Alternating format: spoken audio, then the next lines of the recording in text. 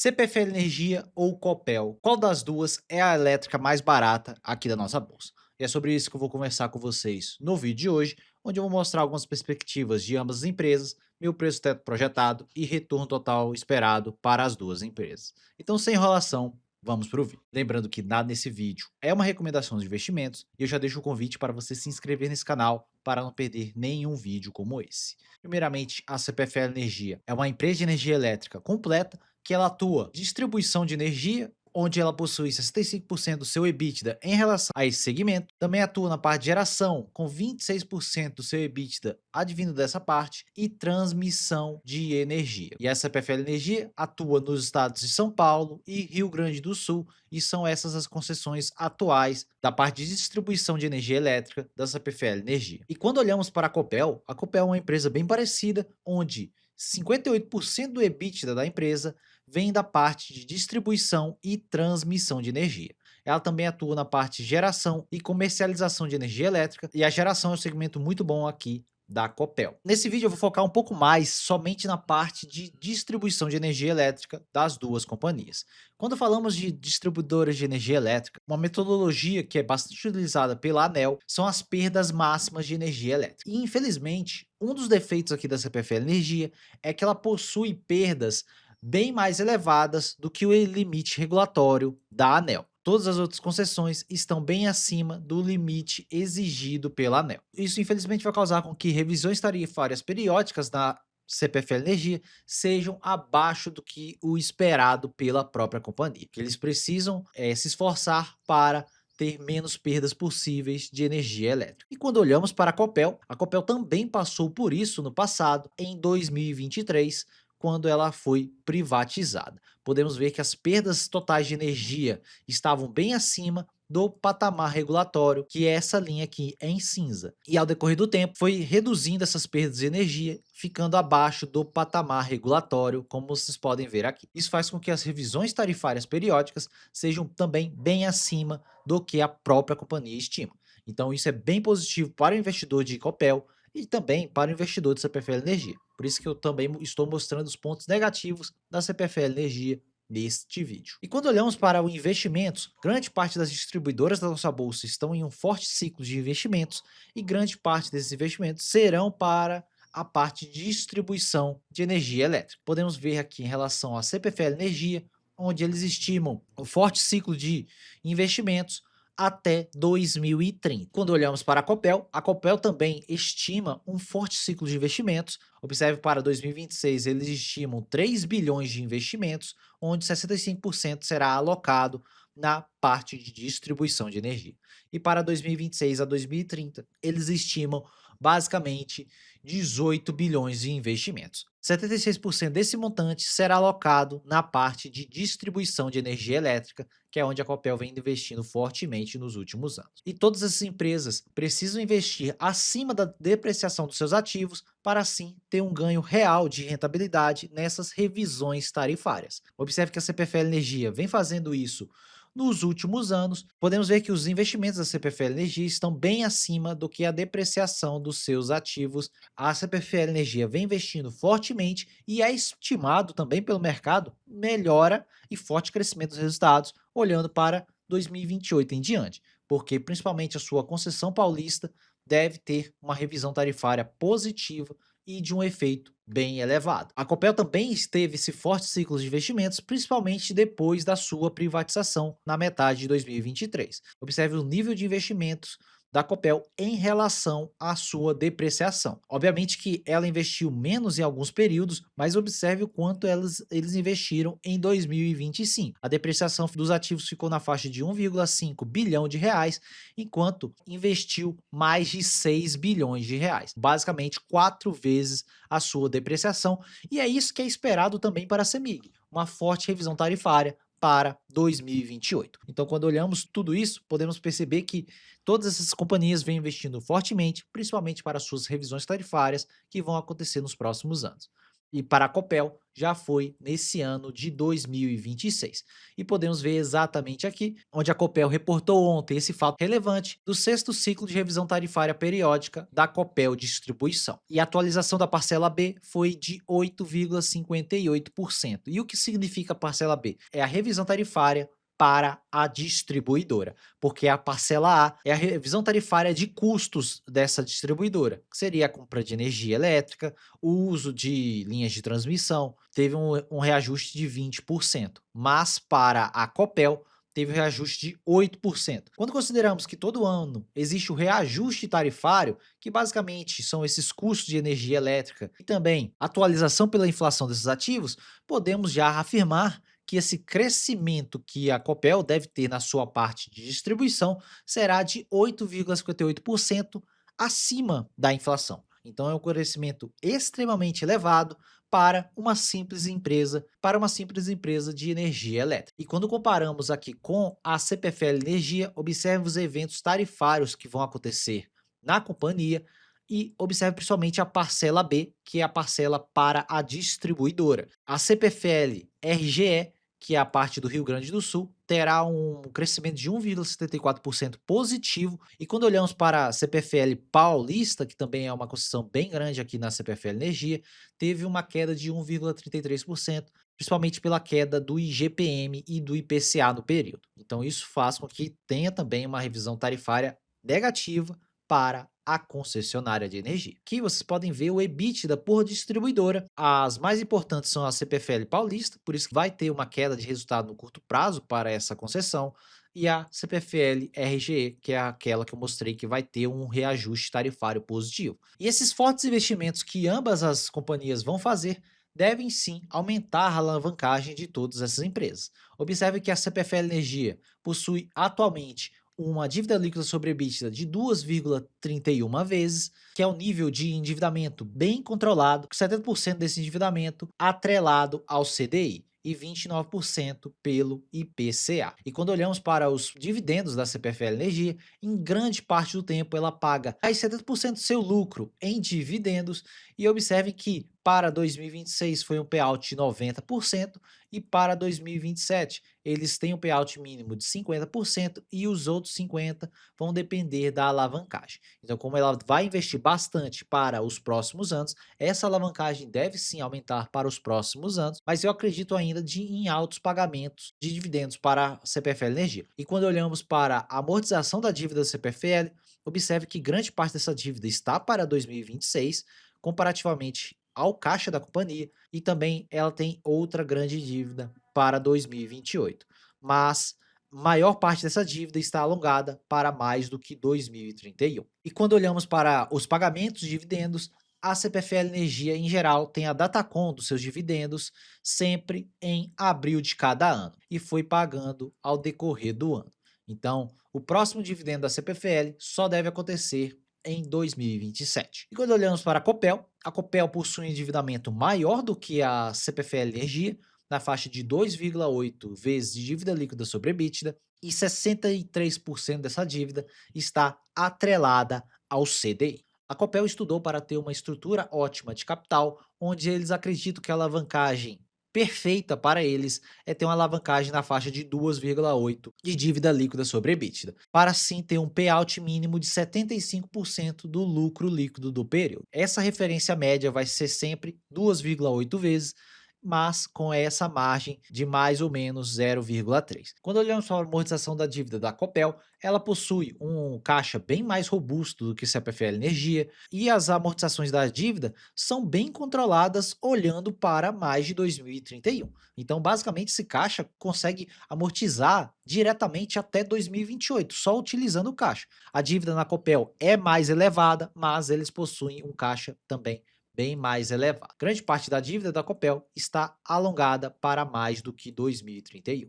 E como destacado, a Copel anuncia 2 vezes ao ano. Em geral, eles anunciam em abril e depois em dezembro. Já anunciaram em abril, com pagamento em setembro desse ano, e podemos esperar outro dividendo em dezembro para a companhia. Quando olhamos para alguns múltiplos, observe o PL histórico da CPFL Energia, observe que o patamar atual está em um desvio padrão abaixo das médias, na faixa de 8,7 de preço sobre lucro, enquanto a mediana da companhia foi na faixa de 13 vezes.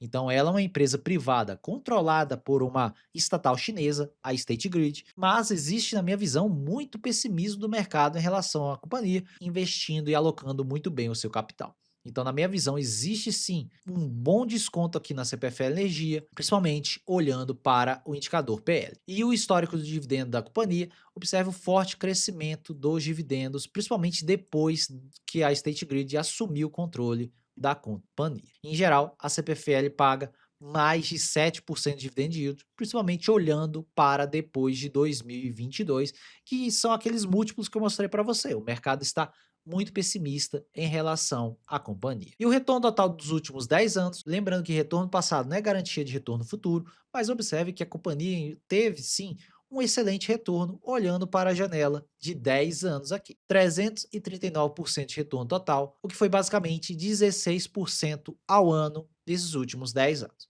Então foi um bom retorno aqui para uma excelente empresa que está em múltiplos bem amassados. E como vocês viram, a mediana nos múltiplos fica na faixa de 13 vezes o lucro e o atual fica na faixa de 8,7, sem nem projetar crescimentos. Então, se o mercado voltasse para a mediana de PL dessa empresa, praticamente a empresa teria que subir 80% nas cotações, somente para reajustar a sua precificação de PL. E quando olhamos para a Copel aqui é bem complicado você olhar um histórico muito do passado para a companhia, porque ela era uma estatal. Observe que foi exatamente aqui nesse crescimento do PL, quando foi anunciado a privatização da empresa, a mediana de PL da empresa ficava na faixa de 10 vezes lucro, mas observe os múltiplos atuais, que ficam na faixa de 16 vezes de preço sobre lucro. Obviamente que esses múltiplos estão mais elevados, mas já existe nessa conta aqui esse potencial crescimento, principalmente da parte de distribuição, agora com essa revisão tarifária, e também a parte de geração, que também é uma parte bem substancial da Copel, e eu não comentei sobre ela nesse vídeo. Existem bastante coisas que vão fazer com que esse múltiplo fique mais amassado, projetando para os próximos anos, principalmente com esse crescimento atual de resultados. E a Copel também sempre foi uma empresa que entregou dividendos, mas não dividendos tão elevados. Observe que na parte de dividend yield, em geral, ela entregou 4% em média de dividend yield, mas observe os dividendos pagos por ação, principalmente depois da privatização da companhia. Então a companhia segue sim crescendo a sua lucratividade e o pagamento de dividendos. E quando olhamos para o retorno total da Copel, é até ruim eu mostrar isso aqui para vocês, porque vamos lembrar que antes ela era uma estatal, e em geral, quando estamos em período de crises, as estatais apanham muito mais do que empresas privadas. Essa janela está lá em 2016, que foi aquela crise que tivemos aqui no nosso país, e a Copel entregou, desde 2016, 1.500% de retorno total. Então é um retorno muito fora da curva, 32% ao ano de retorno anual médio, reinvestindo os dividendos nesse período. Então, não considerem que isso vai acontecer para os próximos anos, que a chance é mínima, principalmente por conta da precificação que a Copel estava lá em 2016 em relação ao seu PVP. Observe que o PVP da Copel naquele período era de 0,5 vezes e o atual é de 1,9 vezes. As estatais, em período de crise, muitas vezes apanham excessivamente, e quando uma empresa dessa é privatizada, observe o potencial ganho que você pode ter na companhia. E eu vou deixar aqui o meu vídeo sobre CEMIG e CPFL Energia também, que eu já fiz, que vocês vão ver que o patamar atual de PVP da CEMIG está na faixa de 1,2 vezes. Então não está nesse nível de crise extrema quando olhamos para o papel. E em geral, a Copel ficava na faixa de uma vez de PVP antes de ser privatizada. E aí depois o mercado começou a reprecificar melhor o papel. Então por isso esses ganhos bem acima em relação à rentabilidade histórica do que CPFL Energia.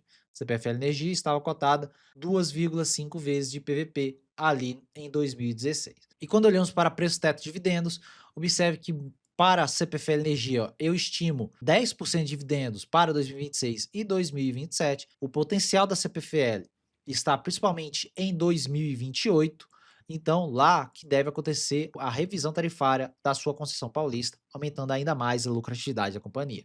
E por conta daquele efeito negativo de revisão, observe que o mercado estima uma queda na lucratividade para 2026 e a melhora dessa lucratividade para 2027, com o PL de 8,5 para 2027. Meu preço teto fica entre R$ 53, temos ainda 19% de mais segurança na minha opinião. Observe que a Copel, por conta dos múltiplos mais elevados, possui um dividend yield projetado bem menor do que a CPFL Energia, porque basicamente a CPFL Energia está pela metade do preço, olhando somente para o preço sobre lucro. Mas a Copel ainda tem muito destrave de valor depois dessa privatização. Então ela ainda está com projetos em operação que vão destravar valor para os próximos anos. E com isso, o dividendo fica aqui nessa faixa de 6 a 7%, o PL de 15,9 e 12,54, principalmente por conta dessa revisão tarifária que causará efeitos muito positivos para 2027.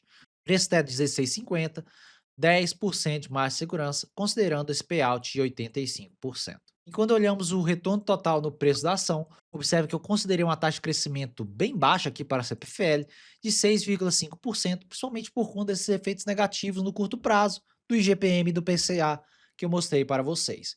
Enquanto para a Copel, eu estimo 10% de crescimento para os próximos anos, principalmente por esse forte crescimento da sua distribuidora, bem acima da inflação. Lembrando que isso aqui é um crescimento nominal, não está sendo considerado crescimento real algum aqui para a Copel. Se considerarmos 6% de inflação, então teoricamente isso aqui é um crescimento real de 4% para a Copel, e vocês viram que ela vai crescer 8,5%. Então é um forte crescimento aqui na companhia. Quando multiplicamos essa taxa de crescimento com os dividendos, nós temos retorno nominal de 17 a 18% para 2027 em relação ao CPFL Energia, o que nos dá um IPCA mais 10 a IPCA mais 11, 3% de prêmio de risco em relação aos títulos públicos do governo, quando olhamos para a CPFL Energia em 2027. E para a Copel, também temos um alto retorno nominal de 16 a 17%, mesmo com essas cotações devido ao alto crescimento no curto prazo. Então, IPCA mais 9,6 a 10,8. Também ela possui um bom prêmio de risco, principalmente por conta do alto crescimento que ela vai ter no curto prazo. Obviamente que o dividendo não é tão elevado devido ao múltiplo mais elevado, mas quem sabe o mercado bata bastante na Copel, aí sim ela ficaria extremamente descontada, olhando para o dividendo que vai aumentar, porque as cotações cairiam, e também o crescimento que deve continuar. E quando olhamos para a parte gráfica de Copel, vem nesse longo canal de alta desde 2025 e vem respeitando recentemente esse canal. Mas eu acredito que se o mercado voltar a se animar com a companhia, ela deve voltar para a faixa dos R$ 17 rapidamente. Caso as coisas azedem no Ibovespa ou o mercado como um todo caia novamente com mais força, esses preços de R$ 12 aqui para a Copel seriam preços muito bons para novos aportes, principalmente no quesito dividendos, porque eu mostrei para vocês que o dividendo é bem baixo no curto prazo, principalmente por conta do elevado preço sobre lucro.